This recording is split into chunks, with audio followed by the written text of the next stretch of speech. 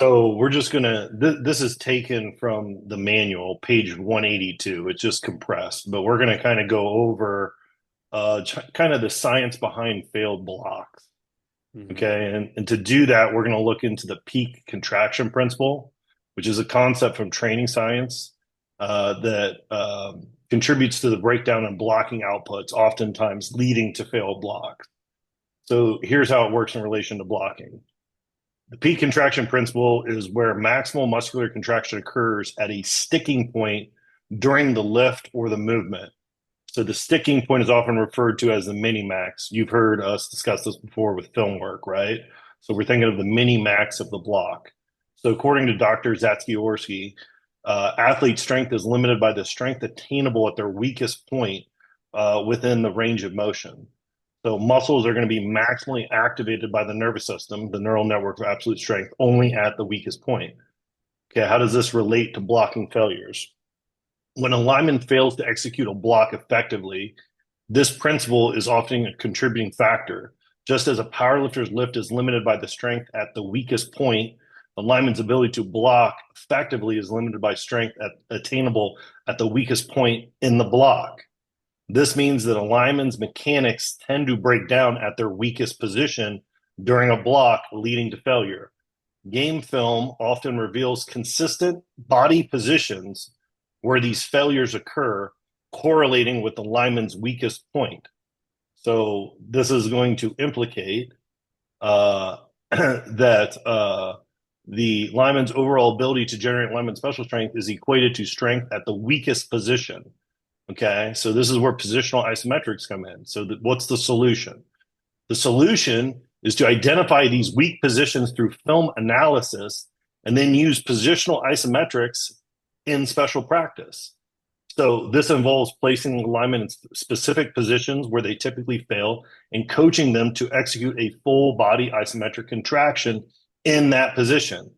This trains their ability to output maximal force in these specific positions of weakness. Okay, so that's kind of the science behind the failed blocks from a lineman Mm. special strength perspective. So Hmm. do you want to go ahead and kind of discuss that or give us examples? Yeah. Can we put that back up? Yeah, for sure. Um, What part? so I want to see the weakest points part and just kind of go through um, Lyman's special strength and the system of like you're saying, the positional isometric and the chain is only as strong as its weakest link.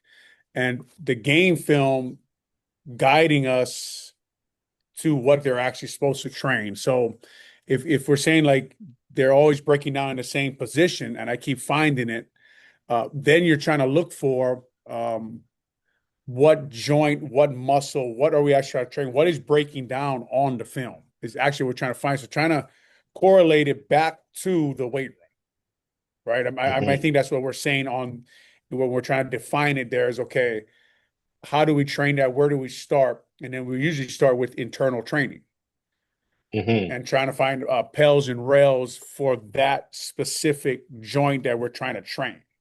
Mm-hmm. And then build out from there. I don't know if that makes sense to you. Yeah, for sure. So essentially, we're saying that one of the reasons why the lineman breaks down is because their nervous system maybe doesn't have access to a joint or some Hmm. specific tissue. And so we Hmm. need to essentially put them in the position where they should be feeling that tissue, but maybe they get no sensation because they got a dysfunctional spine or dysfunctional hip, right? So they Hmm. don't feel the capsule stretch. They can't feel connective tissue at length. They can't feel muscle tissue. Well, if they can't feel that tissue in that position, of course their nervous system's not going to be able to output, Hmm. Hmm. right? So it's like if the nervous system doesn't get any bottom up sensation from the joint, from the tissue, like how's it supposed to give top down output? It can't. So Right. now, so now what you're saying is you have a finding on film, and the Hmm. finding is saying like, hey, I see this position that you break down in. Then I go to put you in it, in a positional ISO, and you don't give me the sensations that you want. And now Hmm. you can start to take action to go, hey, I'm going to look at this from the inside out. And I'm going to start to now Okay, we'll just use very basic examples. I'm thinking of the backside of the hip. I'm thinking about the glutes. I'm thinking about the hamstrings. Hmm. Well, these are all trainable things. So as then you start to, do your cars, do your pails, do your rails, do stuff like that for that specific for the hip joint. And then maybe we do some inverse curls for the hamstrings, right? Or just Hmm. whatever special exercise we want for the hamstrings, right? Now it's like the nervous system knows where that stuff is. And now they're in a position, let's say a physical state, not a position, but the Hmm. nervous system knows what the hip is now, knows what the tissue is now. You know the position that they're breaking down in. So then we get them into that position. And then this is where, everybody sees you essentially coaching those positional isos. Yeah, I think we're trying to program, like you're saying, is okay, how do we marry the coach and the weight room and everyone together so the lineman is actually working on what they need to do to input though whatever inputs you're trying to put into his body so he can use it on the football field. Right. So it's okay, like how do I get him to systematically say, okay, here's my ankle joint. Let me pels and rails. Let me work for a little more dorsiflexion so I can load my ankle a little more, which loads my calf, which starts to load my hip. And then can I feel that area? And then if you can't, why not? And then can I keep working on that? We talked about being stubborn, being really stubborn with what keeps showing. Like it's just no, this is what's on film. This is what we're working on Mm-hmm. all the way down to the NFL buildings has trainers. They have everyone is working on this problem that the lineman is trying to fix on the film. Mm-hmm. So it's not this Mm-hmm. like it's not this like everyone starts making stuff up, right? And you asked me earlier about a certain player. Do you think he's not doing what you asked him to do? He's been told six different things, and it's a good point. Like that's usually what happens. There's six different idiots telling him six different things that he has to work on instead of everybody in the building saying, "Look, this I don't know. They gave me your film. This is what we're working on.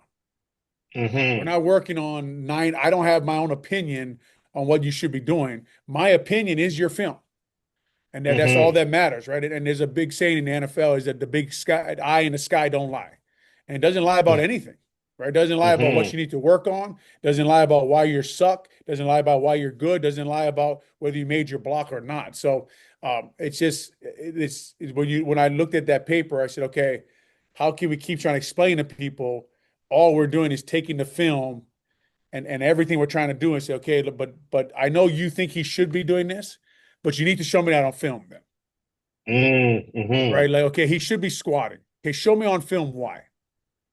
Mm-hmm. Right? Okay, he should be working on it. Okay, I got a lot of people always say his hand punch isn't good. Show me that on film. And then how do I Mm-hmm. train his hand punch in the weight room through the system is really all we're trying to do.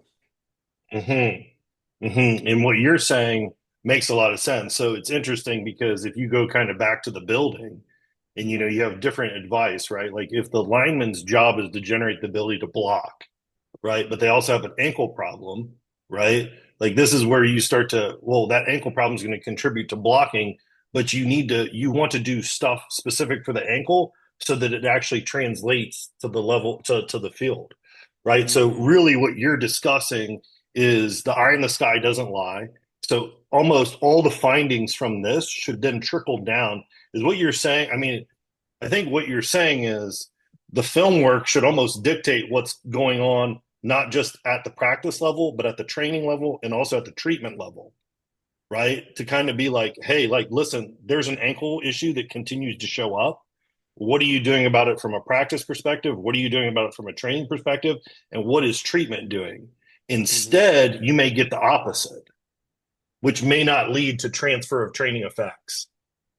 Meaning, Exactly. hey, the ankle functions a lot better, but it doesn't function better in a way where it's going to lead to that specific position where they're breaking down. Right. It doesn't function when it's still not functioning when he has to make his block. Right. Which Correct. which what I went through as a player, right? Like I would feel great. Well, I feel great today. And then I go out there and get my ass kicked.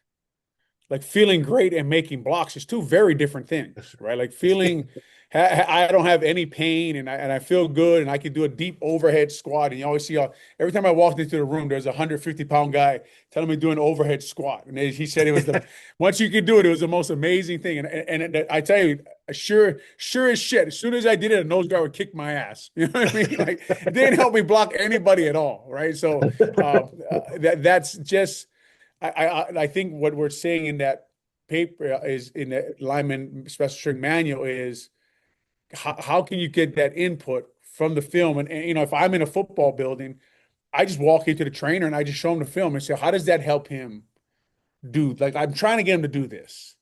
Like Hmm. when you you know put that ultrasound with the you know the heating stuff on his ankle that makes it feel good.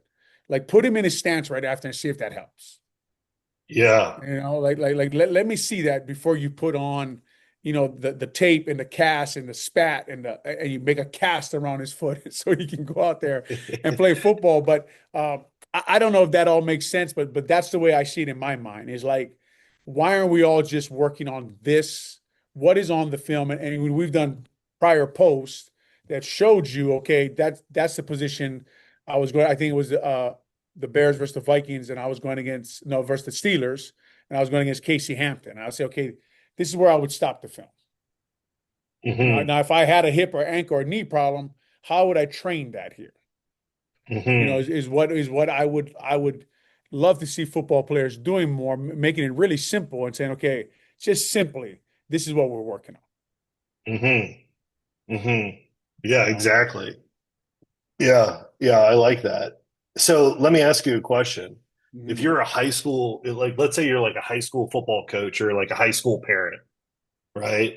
Mhm. And because now you I know you see this all the time. Now everybody has access to film. Huddle, right? They have huddle or they have something else. Yes. Yeah. So is this something that like because you've watched so much film over the years, right? And like Mhm. actually watched film with the intent to like analyze it to find something that you can work on, Mhm. right? Mhm. Like I think that's different than just like watching the game. Like you're watching like you kind of discussed prior to us like starting this recording how like football is really good at filming stuff, Mhm. right? But like Mhm. they're not just filming stuff to film stuff. They're filming stuff to try to make it like a coachable or treatable, trainable moment, Mhm. right? So like if you put yourself into like just a because you know think of yourself as like you have you're just a high school dad, right? Mhm. A dad that but and you've played some football, but you haven't had all the film work that you've done, like all the film study. Like how do you start to correlate that? Like does this make sense? Like how Yeah. can like what's the easiest barrier to start to think in this manner? I think high school is maybe the easiest because most times on film is going to show up you're probably not strong enough, right? When you're going against most players. But um like you're saying, these kids they have their phones now. You know, I don't some coaches allow it, some coaches don't. They have iPads, you know, they have Away, they have Huddle. I coached high school football for 3 years and we had film of everything, right? We had our games and now they have you can even watch film during the game on the sideline of the drive you just had, Hmm. right? So I forgot what they called the huddle calls that, but it's like an in-game huddle. And they're filming, they're giving live. So they have all these shots, right? And so just simply ask your son, okay, what block are you struggling with? Show it to me. Hmm. And you got to put him in that position and ask him, you know, where do you feel weak? Right? Where do you feel Hmm. like you're breaking down? And can we train that? Are you trained that in 08? Right? Hmm. Do power cleans actually help that? Right. And like um, most kids in high school nowadays with their shoes and their sock. I mean, every kid's feet is weak, right? So low hanging fruit there. You're going to find weak ankles and weak feet and weak hips, and that's something you can just constantly work on. But yeah, it's just grab their huddle film, ask them, show me what your coach says you're struggling with. Uh, are you a guy? Are you actually working on that? Right? When Hmm. when are you actually working on that? And then give them a positional isometric, and ask them if they're training that specific body part that they say is breaking down, Mm-hmm. Mm-hmm. right? And don't try to Yeah. train 10 other things. Like, okay, we got this, we got to fix this. Mm-hmm. Mm-hmm. Yeah. I mean, what's funny is I think people are going to listen to it, and it's like such a logical, easy thing to do, right? That maybe that's why it's not being done at that level per se. Maybe people want to Right. make it a little bit more complex than it is, but that's a very good, yeah, that's a very good breakdown of how you would do They that. want to watch Instagram run with parachutes, chains, and flip tie. Yeah. I mean, I always understood like, the power clean is like this mythical character in football, right? It's like I do this like triple extension, and I'm always like, what does that have to do? I don't know. Okay. Yeah. And for some people it does, and some people do need that, right? They need the closing and opening the hip and running through people on tackles and taking on blocks but they found the exact reason why they're doing it. The guys Hmm. who are using it, right? Like it's just like it's like okay, with a guy who can't like why can't he take his power clean to the field? Well, show Hmm. him where he would use his power clean on the field on film.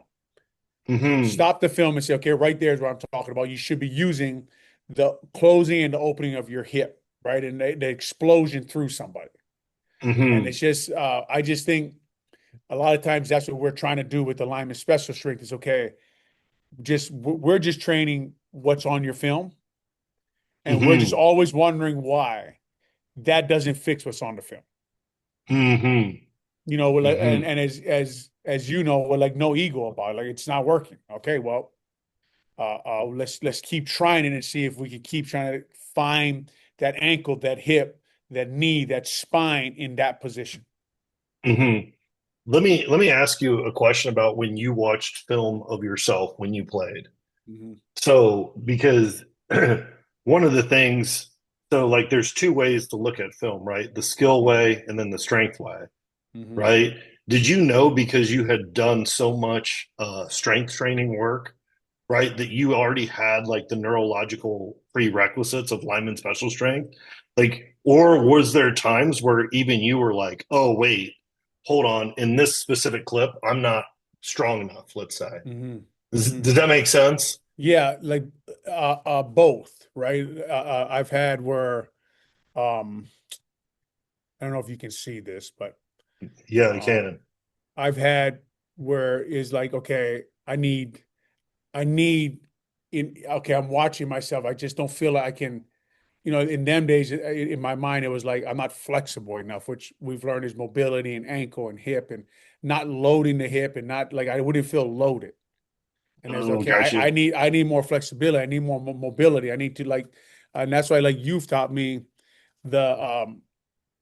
the feedback from the player is critical, right? Well, what do you feel there? What don't you feel like is loading, right? Like right here, I used to like to feel like I was loaded in my hips. You can see I'm sitting back and that I could go anywhere. I feel almost, I don't know how else to explain it, but like bounce, like springy, like really athletic. Like I could fire out of my stance really fast.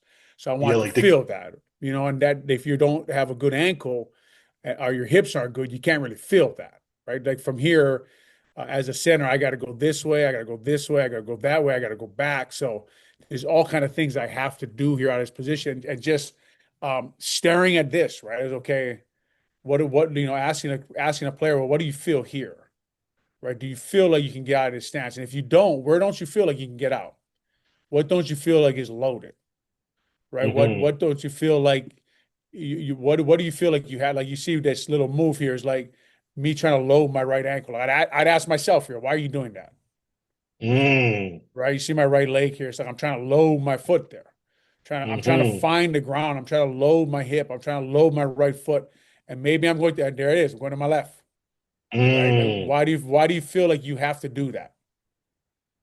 Right? hmm So it's just and there were times when okay, gosh, man, this guy I forget his name now. I should have. He's a good football player, but he hits me here and it's like, okay, gosh, I just don't feel strong there. Well, why? Well, what do you mean by you don't feel strong? Right? Your hips hmm and the battle just begins. But to me, it's just really that simple. Like, if I went in there and I said, okay, Olin has a right ankle problem, right? He has a right ankle problem. And what are we training here? Asking a strength coach, right? What are we doing pels and rails wise that he doesn't have to do that and give away the fact that he's going to his left? Mm-hmm. Why can't he load it without doing that? And okay, the trainer, I showed a trainer this. I showed a strength coach this. I showed an online coach this. And I said, okay, why aren't we just working on this all the time? Mm-hmm. If this is his problem, right? If his problem is going left and he thinks it's his ankle, why aren't you fixing his ankle? Mm-hmm. Right. So Mm-hmm. don't it's great, right? It feels good when someone's manually opening your ankle and okay, now push left and push right, and okay, let me get that heel to move, and it all feels good. But right after that, what I think what we're arguing is, okay, but we got to get him to do this. Mm-hmm. Like the strength coach has to understand that's what he has to do. The trainer has to understand that's what, and I think they can. If I just show him the film, I say, look, this is what I need him working on. Mm-hmm. You know, Mm-hmm. and or you could go out here to the left tackle and just okay, what do you feel here in your stance? Do you feel like your right leg is loaded when you got to take on these monsters? This is the money block, right? Left tackle versus DN. These are why these guys make the big money. Can you win one-on-one pass pro? And then right there you see him sitting in his hips. Does he feel comfortable? Okay, if you don't, why don't you? If you feel like you have to lean forward, and I'm just constantly working this position. And how do we train it? And how do we work on it? And then boom, right here, I can make a position isometric out of this, right? I can make a position isometric out of that. Right? Okay, how do you finish? Mm-hmm. How do you, well, what do you, I want you to finish this block. Well, define it for him. And he finishes it right there, does a great job. So Mm-hmm. all this, all you right here, the right guard. I can work on that position isometric. So it's just Mm-hmm. just just off of film. I'm just constantly training this stuff. I don't know if that makes sense, but I'm just really training it and saying, okay, if he keeps getting beat at the same point in the block, can we train the block? No, it makes perfect sense. That's why I'm not chiming in because you're just kind of scanning through the entire film, showing all the different opportunities that exist in regards to start to install these positional isometrics for linemen. Mm-hmm, mm-hmm. And really just defining like, that way, like whatever the O-line coach, we always go back to linemen, but like, we train DBs and nose guards and we apply the system to everybody. It doesn't matter what position they play. Right? Some guys need less force. They don't need much positional isometric as other guys do, but there's still ways to train, what is a quarterback doing with his foot here?